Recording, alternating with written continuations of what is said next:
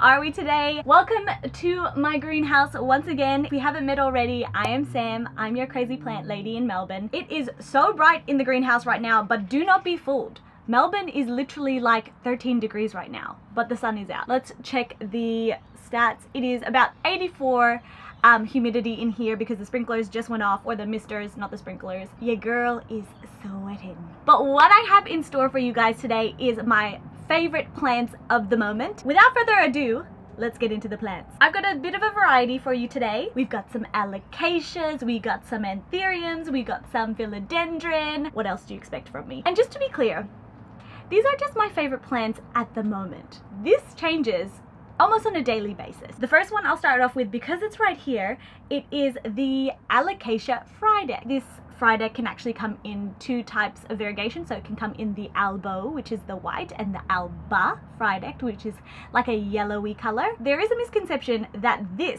is actually Friday. Hold on. So this here is my green velvet. Yes, she's huge. That's not even the biggest leaf. The biggest leaf is being a diva. Does anyone else relate to this? The Alocasias, when they just get droopy and you're like, why you do this? It's probably because it's getting into winter. It's probably going a little bit dormant.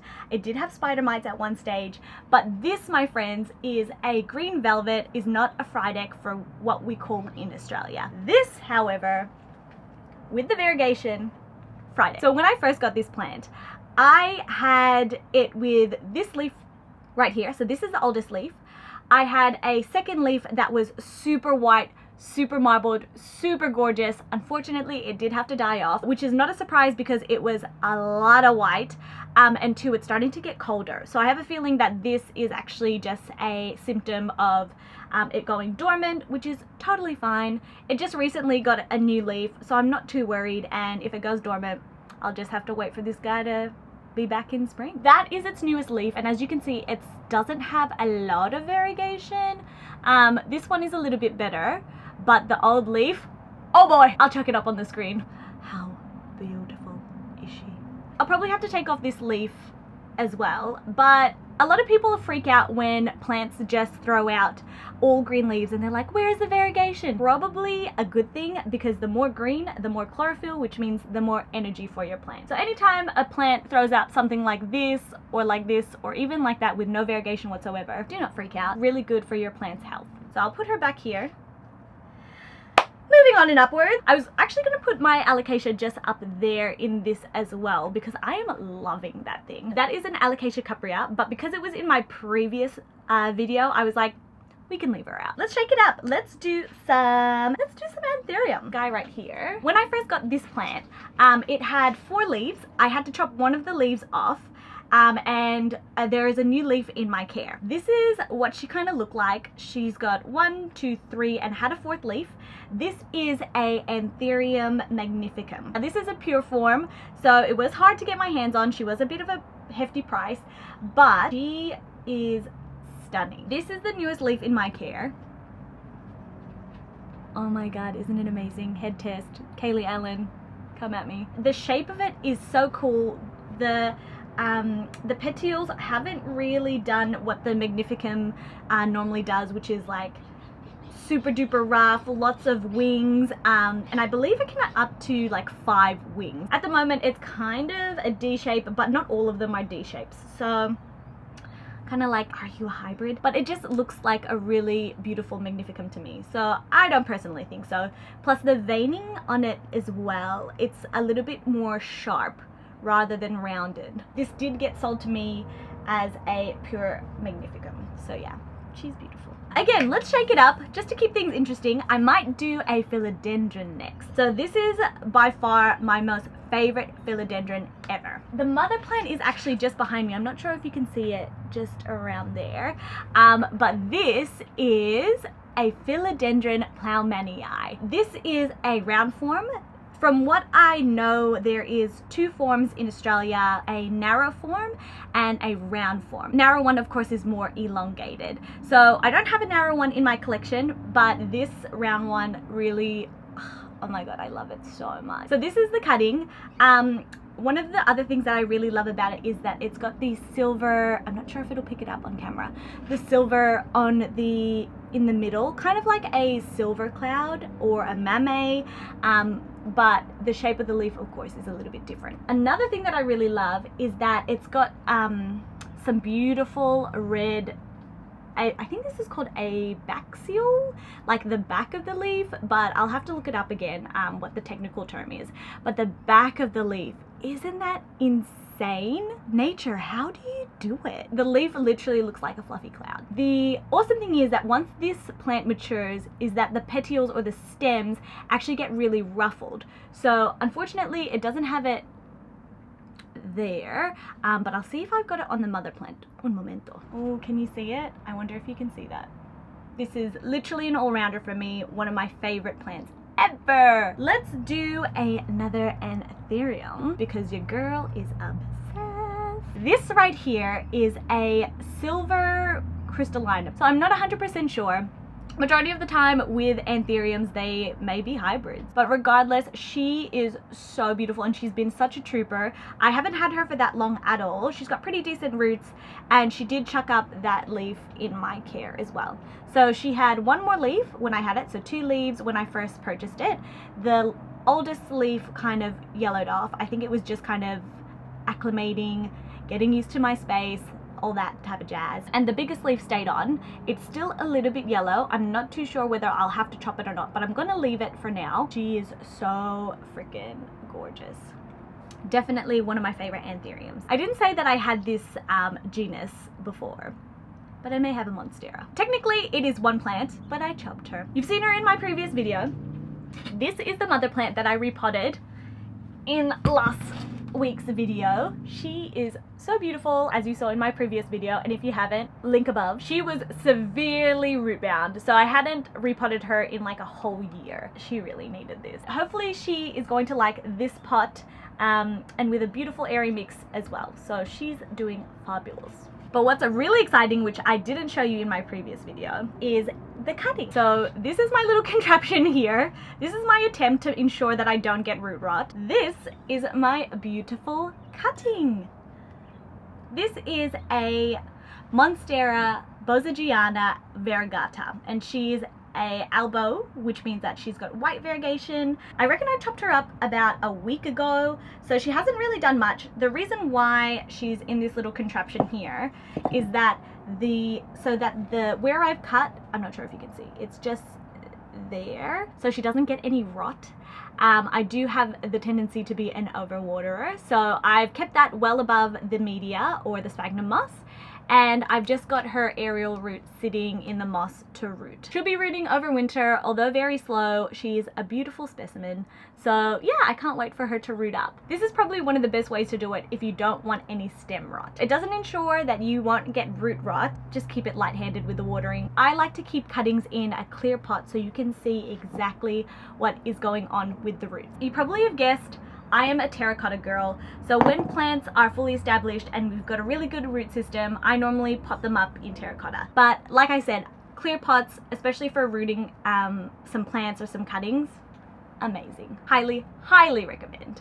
The reason why I have it in this terracotta pot is because if it's just in the plastic, this thing would tumble over. Just a little bit heavy for it, the container. That is why it sits in there, for a little bit more stability and so it doesn't fall. Moving on to one of my last plants. So this plant I actually got quite recently, so maybe a little bit over a month ago, and she's doing fantastic. This, my friends, is my large Philodendron Gigas, or Gigas, and she is gorgeous. You might be saying, Sam, that looks really similar to a melano, and I'm gonna tell you, yeah, it kind of does, but the shape of the leaf, very different. She is velvety, she is dark and beautiful, just like a melano, but melanos are less elongated, and also that the actual petiole comes at the very, very top with a very little lobes just here, whereas like a melano would have more of like a heart shape. These are more of like a, I don't even know what shape that is. Elongated oval with a point. Anyway, she has all these beautiful leaves just there.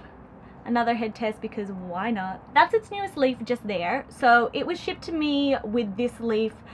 It's kind of like a bronzy color, kind of like a melano when it first comes out. She has hardened off and gotten a little bit darker. I think she still has some darkening up to do. But the awesome thing is that she's got a new leaf. She's more than happy in the greenhouse, and I'm so excited to see what that leaf will grow into. It's probably going to be a little bit smaller than the other or the previous leaves, just because it's still kind of adapting. Patience is a virtue, especially with plants. I always say that the more that you wait, with a little bit of love, some sunlight, some warmth, your plants will reward you. She's looking good. She's in a clear pot just so that I can watch her roots. Like I said, overwater her to the max. You know what? I kind of feel like I want to show you more plants. I told myself that this video was going to be short, but I have a feeling it's not going to be. We'll do some more because why not? Another Anthurium, watch out. This, my friends, is my Anthurium Hoffmanii X. So I don't actually know whether Hoffmanii are like in its pure form in Australia,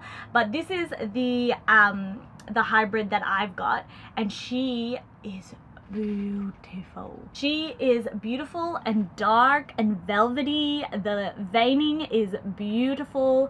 The petioles are red. Yes, they're red. And the backing of it is gorgeous as well. So that leaf is going. I recently repotted her just because I believe that I may have overwatered her. The substrate was pretty dense in, I'm gonna say it was either, it's not peat, it's cocoa coir, and put a little bit more orchid bark, perlite, charcoal and all that jazz so that it's a little bit more draining so she doesn't get overwatered again. But you live and you learn. That leaf is going. I may have to chop her off later, but I'll let the energy go into the plant, and then I'll probably just chop that off later on. I have such a thing for like velvety dark leaves. Okay, just briefly. I was gonna do it, but you know what? I can't help myself. I'm gonna put my pure crystallinum back in this video. Even though she was in the repot video, fuck it. If you guys are ever wondering, like, what is that, Sam? Is that a greenhouse in a greenhouse behind you? Is that an IKEA greenhouse in a greenhouse? Inception. So while it was summer, it was a little bit easier to maintain the humidity within the greenhouse. I had my misters going on, a humidifier, and yeah, I was just finding it a little bit easier. The problem with winter is that this heater that's just down there is on a lot of the time. I've got that set up to 25 degrees and it barely hits it if the sun isn't out. But that heater eats up all of the humidity. At the moment, the greenhouse fluctuates quite a lot. So because I'm not actually living here at the moment, I'm still living with my partner while this COVID shit is going on. It's a lot harder to maintain the humidity in here. So what I've done is I have those greenhouses. I propagate in there as well, but the plants that really need the humidity are in there. That doesn't drop as much. It's a smaller greenhouse. Humidity kind of ranges more 70 and above. In this greenhouse, like in the bigger space, it normally ranges from anywhere between 50% humidity and like over 90. And one plant that I have in there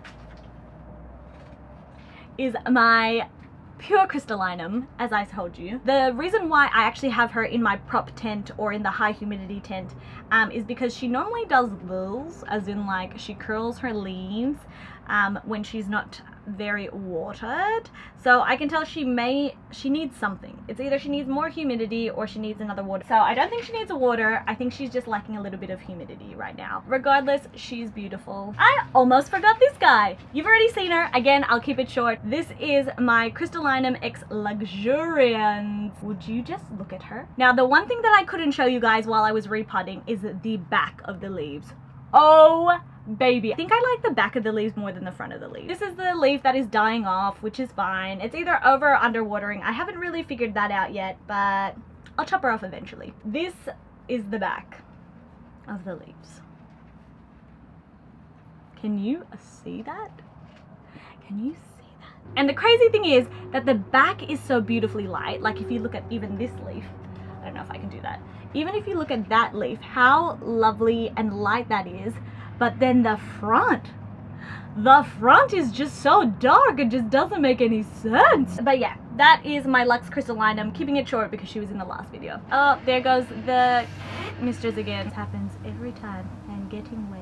So that wraps up my video for my current plant obsessions right now. I do have a lot. Like I said, I normally change my favorite plants on the daily basis. Maybe it depends how I feel. Maybe it depends how they look at me one day. I don't know. I would absolutely adore if you guys could tell me what your favorite plant is. More than free to message me or DM me on my Instagram. It is Plant Collector Melbourne. I have a feeling that I might be changing it again to Sam's greenhouse, but you never know. Thank you so much for spending time with me in the greenhouse and for me to show you my favorite plants. Until next time, guys, stay safe, stay warm, and I will see you in my next video.